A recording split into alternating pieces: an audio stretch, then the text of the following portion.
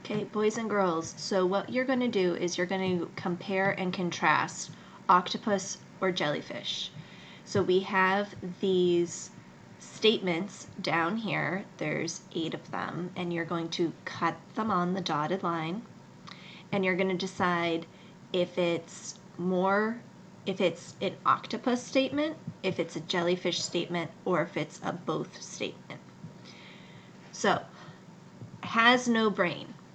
Look in your Scholastic News for which one doesn't have a brain. Is it the octopus, the jellyfish, or do they both not have a brain? Can sting.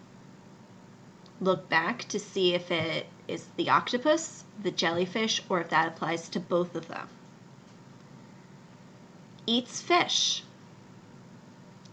Lives in the ocean. Thousands of tentacles. 8 arms. Uses camouflage.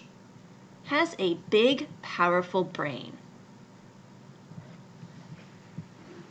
So once again, you're going to cut out the statements down here.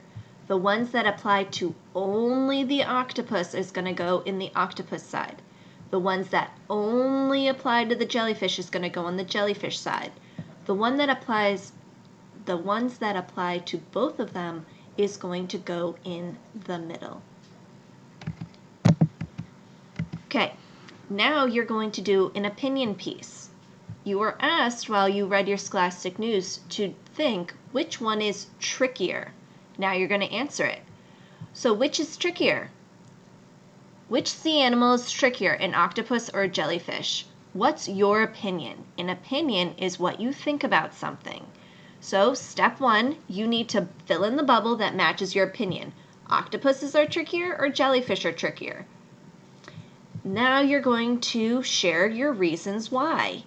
Look back at pages 2 and 3 for help.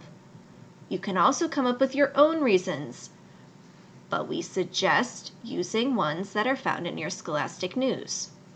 Oh look, you need to have 3 reasons. The first reason I think octopuses or jellyfish are trickier is the second reason, the third reason, and yes, we are using complete sentences. Then step 3, you're going to sum up your opinion.